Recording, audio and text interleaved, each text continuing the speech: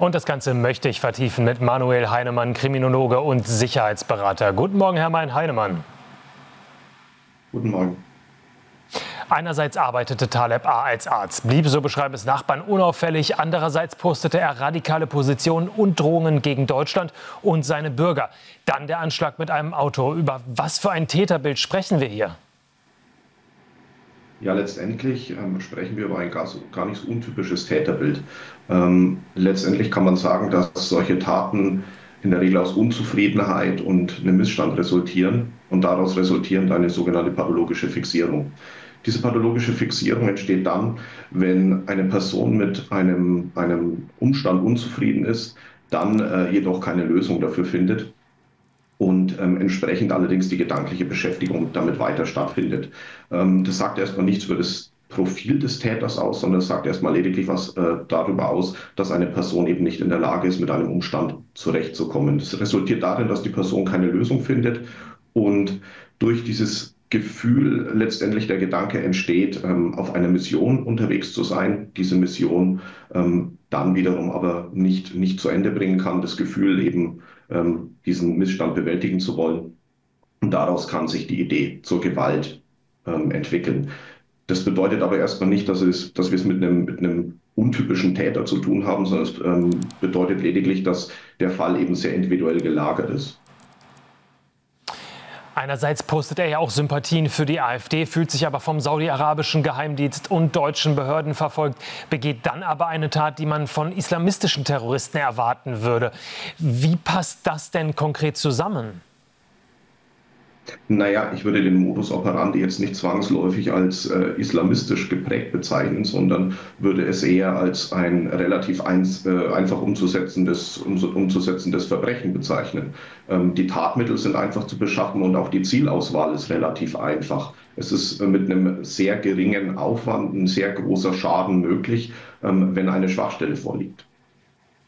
Aber wieso schaffen es deutsche Behörden denn nicht, mutmaßliche Gefährder effektiv zu überwachen? Es gab ja zahlreiche Hinweise auf ihn. Scheitert man, sobald ein Täter nicht in etablierte Kategorien passt? Naja, man muss da ein bisschen unterscheiden. Also nur weil die Behörden vor einem Jahr keine oder beziehungsweise Hinweise darauf hatten, dass möglicherweise eine Gefährdung vorläge, bedeutet es nicht, dass zum damaligen Zeitpunkt die Gefährdungslage so akut war wie heute. Es kann durchaus sein, dass sich in diesem Jahr noch weitere entsprechende Momente eingestellt haben, die zu einer Verschärfung des Risikos geführt haben, ohne dass es die Behörden mitbekommen haben. Letztlich ist es so, dass wir in Deutschland noch keine ausgeprägten Strukturen zum Bedrohungsmanagement haben und daraus resultierend natürlich auch die entsprechenden Hinweise möglicherweise nicht rechtzeitig an die Behörden kommen. Ne? Wir haben zwar entsprechende Hinweise im Netz, wir haben entsprechende Hinweise bei möglicherweise anderen Behörden, allerdings die Meldewege sind in Deutschland einfach noch sehr kompliziert und sehr unfunktional teilweise. Jetzt hat man einen Mensch, der einerseits unauffällig ist, andererseits sich offenbar online radikalisiert und da eine wirre Welt aufbaut. Wie kann man denn, wenn das überhaupt möglich ist, solch eine Radikalisierungsspirale durchbrechen? Ja, letztendlich geht es genau darum. Wir haben ja die Informationen, dass auch schon entsprechende Krankschreibungen vorlagen oder auch Beurlaubungen. Daraus muss letztendlich der Schluss gezogen werden, dass eine gewisse Unterstützungsleistung auch im Vorfeld für die Person nötig ist, also eine Stabilisierung.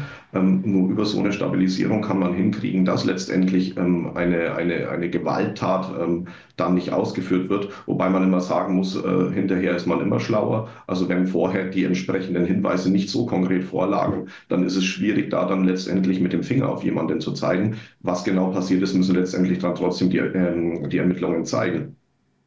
Aus meiner Sicht ist es wichtig, ja. Nein, führen Sie gerne noch den Gedanken aus. Ja, auf der einen Seite ist es natürlich wichtig, die Opferperspektive natürlich im Blick zu behalten. Ja. Zum anderen ist es aber auch dennoch wichtig, im Vorfeld zu sagen, dass entsprechend der Täter trotz allem oder Täter im Allgemeinen stabilisiert werden müssen, da wir ansonsten keine Möglichkeit haben, anderweitig darauf einzugreifen. Herr Heinemann, ich bedanke mich für das Gespräch. Ich danke Ihnen wieder.